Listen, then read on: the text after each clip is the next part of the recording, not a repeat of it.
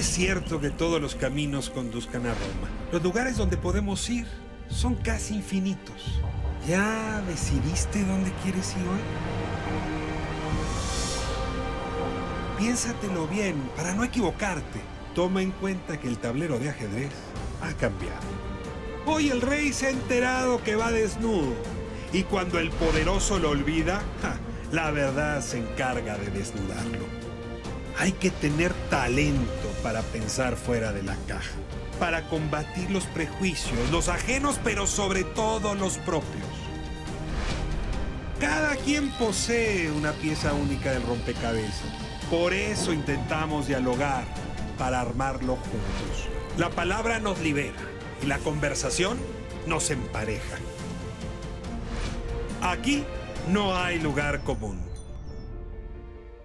Aquí no hay lugar común y hoy tenemos a Marina Castañeda. Marina, muchísimas gracias. Mucho gusto. Por acompañarnos. Escritora, académica, investigadora, psicoterapeuta. ¿Con qué etiqueta se siente más cómoda? Mi problema es que nunca he podido especializarme en nada. Soy diletante, me interesa absolutamente todo. Entonces estudié historia, letras, psicología, música y sigo estudiando todo. Si me guío por sus libros, la identidad sexual ha estado en el centro.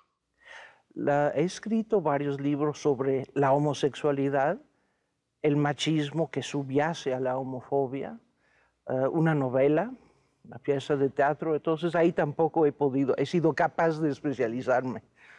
Marina, siempre comenzamos aquí hablando de la infancia. Usted tuvo un padre que fue una figura pública en México muy importante, el embajador Jorge Castañeda. Y siempre aclaran Jorge Castañeda, padre. Sí. Le tocó incluso a usted acompañarlo, algunos de sus desempeños en el exterior, en Egipto, en Ginebra. A ver, háblenos un poco de ese padre. Pues tuve la enorme suerte de tener el padre que tuve. Era un hombre muy culto, trilingüe, francófilo, y yo diría que tenía una mentalidad liberal un tanto decimonónica. O sea, ¿liberal a la Stuart Mill o liberal a la Juárez? O ¿qué quiere decir eso de liberal decimonónico? Sí, como a la Juárez, sí. Que era, bueno, un hombre extraordinariamente abierto que siempre nos dejó, tanto a mi hermano como a mí, hacer todo lo que quisiéramos, estudiar lo que quisiéramos, viajar donde quisiéramos. ¿Su madre? Cuénteme de su madre. Mi madre era rusa judía que llegó a México en diciembre de 1938 desde Rusia y hablaba 8 idiomas. Se había doctorado en bioquímica a los 22 años, una mujer extraordinariamente brillante, de gran rigor intelectual. Y ella también fue decisiva en nuestra formación. ¿Liberal también? Muy, muy liberal, aunque a mí me cuestionó muchas veces lo que resultó ser mi orientación sexual. ¿Cuándo capturó por primera vez la noción de machismo? Dijo, esto es un acto machista. Yo creo que como muchas mujeres sufrí el machismo, como muchísimas mujeres, probablemente desde niña. ¿Tiene un primer recuerdo? Incluso todavía no racionalizado, pero... Bueno, tengo 2 hermanos varones mayores que yo, que, bueno, pues, que mandaban en todo. O sea, yo era la mascotita que les corría detrás para que me pusieran atención, cosa que nunca logré del todo. Hay esto que en inglés llaman el manspreading, que los hombres muy fácilmente nos expandemos. Y sobre todo lo hacemos en casa. ¿Tiene esa memoria? Es decir, que ocupaban las conversaciones. Sí, por supuesto. La atención de su padre. La atención de todo el mundo. Mis 2 hermanos ocupan mucho espacio en todos los sentidos. Hoy todavía públicamente. Sí, por supuesto. Por supuesto. O sea, hablamos del embajador Jorge G. Castañeda y... Bueno, estoy mencionando a mis 2 hermanos. Y sus 2 hermanos, Jorge Castañeda y Andrés. Y Andrés Rosenthal, así es. Eso públicamente ha sido Sí, ¿qué ocurre cuando algo que pasa en la vida privada se repite en lo público? ¿Cómo se lidia con eso? Es muy difícil de revertir patrones de relación ya establecidos en la infancia entre hermanos, por ejemplo, son muy difíciles de cambiar.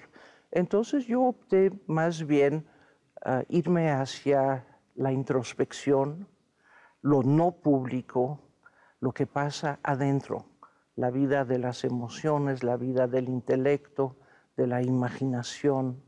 Yo me fui hacia adentro y ahí encontré mi territorio. O sea, más explorar en el territorio del átomo que en el del macrocosmos. Absolutamente. Y prefiero de lejos el microcosmo de lo que traemos en la cabeza, de cómo funciona la mente, la imaginación.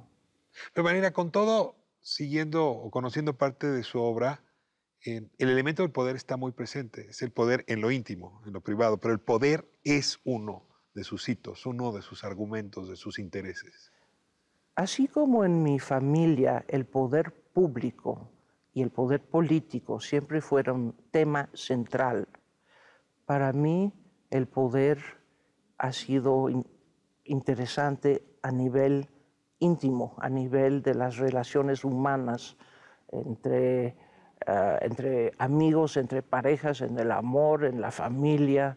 Eso es un tema que me interesa muchísimo y que desafortunadamente no es estudiado como debería ser en las escuelas, por ejemplo. La microfísica del poder, ¿se acuerda de Así Michel es. Foucault? Así es. Está en nuestra vida cotidiana y siempre estamos hablando del poder presidencial, del poder de sí, Washington, cuando a sí, veces es ese micropoder el que realmente sí. regula nuestra vida. Sí, por ejemplo, uno de mis libros que se llama Escuchar, lo escribí porque me di cuenta en mi consulta como psicoterapeuta, me di cuenta que todo el mundo se queja de no ser escuchado. Los jóvenes, los adultos, las mujeres, los hombres, todo el mundo dice, es que no me escuchan, nadie me escucha. Y entonces me puse a investigar la cosa y me di cuenta que en efecto nadie está escuchando. La gente cada vez más se escucha a sí misma y en todo caso, si escucha a alguien, escucha al que está arriba, el que tiene más poder. El que tiene más poder no escucha a los que están abajo. Y esto es regla, ¿eh?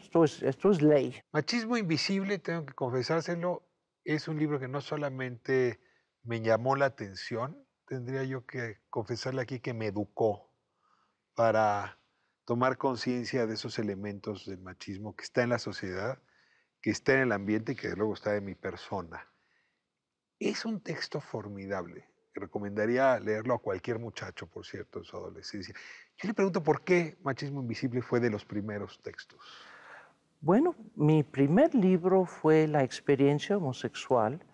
Es un libro sobre cómo es la vida gay, cómo es la identidad gay, la salida del closet, las relaciones de pareja, relación con la familia, con la sociedad, básicamente de psicología, y lo escribí para mis colegas terapeutas, con eso en mente, porque me di cuenta que muchos colegas no tenían idea de qué significa la homosexualidad en la vida cotidiana, en el ciclo vital, y consideraban que meramente, bueno, pues los homosexuales son gente como cualquiera, entonces hay que tratarlos igual, igual que cualquier gente, lo cual es una posición bien intencionada, liberal, pero errónea, porque los homosexuales son muy diferentes en su forma de vivir la adolescencia, el amor, el sexo, relación con la familia, relación con el mundo, lugar en la sociedad. O sea, hay un ciclo vital muy, muy diferente. Y entonces escribí este libro y comencé a viajar por todo el país dando conferencias, cursos, entrevistas sobre el tema. Poco a poco me di cuenta que mis palabras no estaban alcanzando a nadie prácticamente. No estaban siendo escuchadas. Exactamente. No eran vistas. Por ejemplo, yo podía hablar durante media hora o una hora explicar por qué la homosexualidad no es una patología. Y al final siempre venían las mismas preguntas del público. ¿Cuáles son los síntomas de la homosexualidad? ¿Se puede curar? ¿Se puede prevenir? ¿Es contagiosa? Y entonces yo me decía, bueno, no es posible. Creo que me estoy expresando correctamente, pero pareciera que estoy hablando en chino. Acabo de explicar que no es una patología y la primera pregunta es ¿cuáles son los síntomas? Entonces dije, algo aquí está mal y me puse a investigar y a pensar mucho. ¿Qué hay debajo del prejuicio? ¿Qué hay debajo de la homofobia para que sea tan arraigada en la sociedad? Y rápidamente, bueno, no rápidamente, después de un tiempo me di cuenta que era el machismo. El machismo y la homofobia siempre van de la mano y se refuerzan mutuamente. No solo como idea o como conductas, sino que hay muchos estudios que demuestran que en los países los países más machistas, hay más homofobia. En los países donde hay más igualdad de género, menos machismo, hay menos homofobia. Las dos cosas siempre van de la mano y no se puede combatir una sin combatir la otra. O sea, la identidad masculina exaltada, el machismo, se manifiesta agrediendo, lastimando o incluso asesinando a las personas homosexuales. Es una de sus múltiples manifestaciones. ¿Porque el macho tiene mucho miedo de ser el mismo homosexual? No, porque tiene mucho miedo a no ser visto como verdadero hombre, ¿no? Que puede ser no solo no ser homosexual, sino al verdadero hombre, al macho, no le puede gustar la ópera, por ejemplo. No le pueden gustar las flores. No puede nunca sentir temor. ¿Habría machismo entre las personas homosexuales? Sí, porque es la moneda del reino. En un país machista, todo el mundo es machista, incluyendo los gays e incluyendo las mujeres, por supuesto. Hay mujeres machistas que son de miedo porque no las ves venir. No, no se lo imagina uno. No. Voy a entrar a la vida privada, a la vida íntima, una vida homosexual. Marina Castañeda, este es el último texto. Y este tiene sobre los demás un gran atributo, que es explícitamente autobiográfico. Así es. Usted se dio cuenta que era lesbiana a los 13 años. Eso es mucho decir. A ver, comencé a enamorarme de chicas. A ver, cuénteme ese episodio. Yo no conocía la palabra a los 13 años. ¿Dónde estaba? Yo estaba aquí en México, en la escuela, y comencé a enamorarme de chicas, y en particular de una chica a los 13, 14 años. Ella era mayor que yo. ¿Ella le correspondió? No, claro que no. No, fue una cosa terrible cuando yo le escribí una carta apasionada, con toda mi alma, como suelen ser las cartas adolescentes. Me miró horrorizada, se dio la vuelta y nunca más me volvió a dirigir la palabra. ¿Quién le ayudó a vivir ese fracaso? ¿O a pues lidiar no, fue muy miserable. Yo no entendía por qué había sucedido esto. De hecho, tuve que entrar en tratamiento psicológico. Tengo la impresión fue muy difícil. De que en estas épocas es más fácil para unos padres aceptar un hijo homosexual que una hija homosexual. No estoy segura. No estoy segura de ello porque durante los muchos años que trabajé como psicoterapeuta, vi a incontables padres que me consultaban porque su hijito de 7 años tenía conductas afeminadas. Jugaba con muñecas. Por ejemplo. Se vestía con la ropa de la mamá. Exacto. Entonces venían a verme en el pánico total de que su hijito de 7 años fuera homosexual. Y una de las preguntas que yo les hacía era, a ver, espérenme, si ustedes tuvieran una hijita de 7 años, a quien le gustara vestir pantalón y que le gustara jugar béisbol, ¿estarían igual de asustados? Y me decían, no, claro que no. Al contrario, pues es más, nuestra hija anda siempre en pantalón y le encanta el básquet y qué bueno por ella. Ah, entonces, ¿por qué en un niño es problema y en una niña no?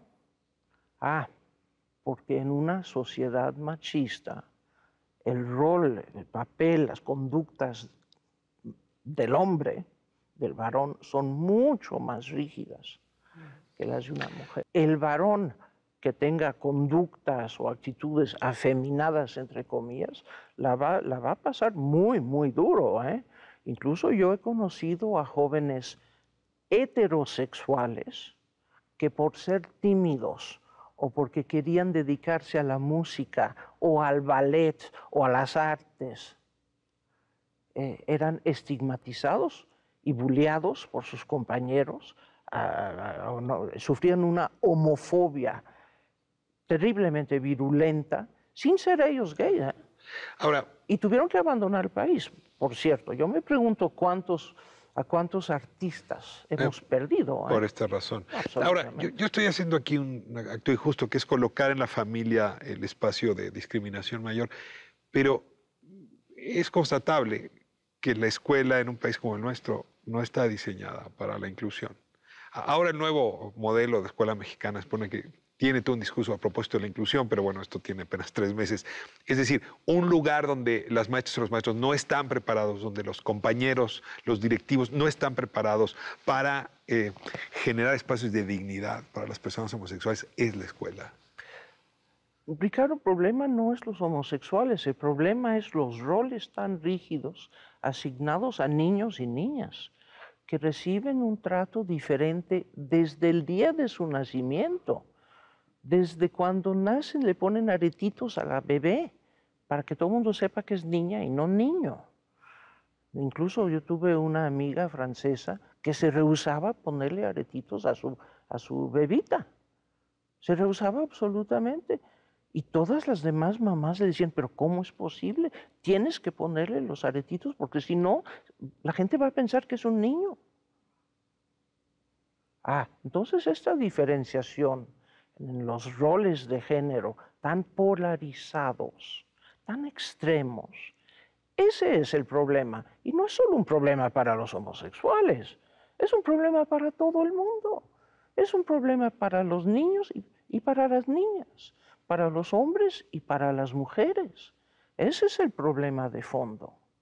O sea, ¿por qué diablos no le puede gustar a un hombre cocinar, ir al súper, pintarse las uñas si se le da la gana? ¿Por qué no? Hay una distinción que está pues muy ampliamente desarrollada en sus textos y bueno, en la literatura en general, pero que me gustaría que trajera aquí al programa, entre sexo y sexualidad, entre sexo e identidad sexual. ¿Cómo entender que una cosa es un constructo y lo otro pues es un... Bueno, pues ahí puedo entrar un poco en la cuestión autobiográfica que describo en este nuevo libro. Cuando yo tenía 13 años, 16, 17 años, salí del closet con mis padres a los 16. Bueno, más bien ellos se dieron cuenta. Tengo que decir que en aquel entonces no se sabía nada sobre la homosexualidad. O sea, mi mamá, que era científica, trató de investigar el asunto y encontró libros tipo la intersexualidad, porque se pensaba que los homosexuales no eran ni hombres ni mujeres, sino un tercer sexo. Entonces, hace 50 años, cuando yo salgo del closet, ahora tengo 63. O sea, yo llevo 50 años en este negocio, ¿no? Y no había libros que explicaran qué es la homosexualidad o quiénes son o qué. Entonces, todo el mundo tenía mitos en la cabeza. Se suponía que los homosexuales eran de un tercer sexo. Se sabía, entre comillas, que eran seres desgraciados, solitarios, que iban a fracasar en la vida y acabar solos. O suicidándose. Suicidándose, por supuesto, ¿no? Entonces, ese era el panorama. ¿Por qué? Entre otras cosas, porque no se entendía la diferencia entre sexo, identidad de género y orientación sexual. Se pensaba que las mujeres, que las lesbianas, no eran realmente mujeres y que los hombres gays no eran realmente hombres. Bueno, hoy se sabe que las tres cosas son enteramente diferentes. Una mujer es 100% mujer. Biológicamente hablando. Y puede ser heterosexual, bisexual u homosexual. Sigue siendo mujer. Lo mismo un hombre. Un hombre gay no se distingue en nada de un hombre heterosexual. No hay ninguna diferencia ni anatómica, ni hormonal, ni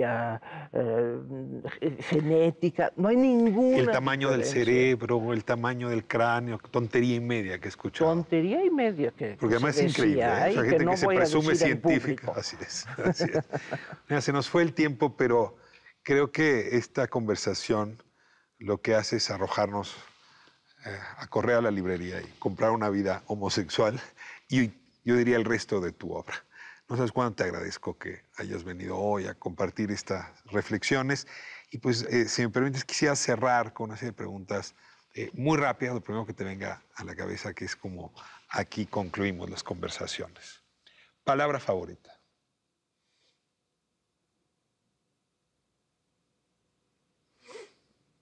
Me da pena decirlo. No importa. Cachorro.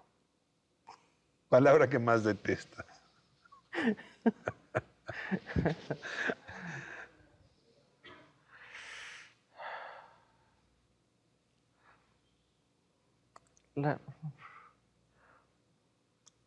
La hipocresía en todas sus formas.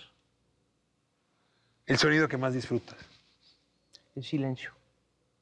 El ya sonido... no hay, ya no existe, ¿eh? En ningún lado. Está en extinción. El sonido que más detestas. ¿Que más deteste? El tráfico, la construcción, el ambiente urbano. Si no hubiese sido escritora, investigadora, terapeuta, ¿qué otra vida posible? La música. La música, pero estudié muchos años música, pero ni tenía el talento suficiente, ni me dediqué a eso. La música no perdona, te tienes que dedicar ahí al 100%, pero la gente que más admiro en el universo es los compositores. Si pudieras imaginarte lo que debe decir tu epitafio, a manera de balance, ¿qué te gustaría que dijera? Marina Castañeda, 2 puntos.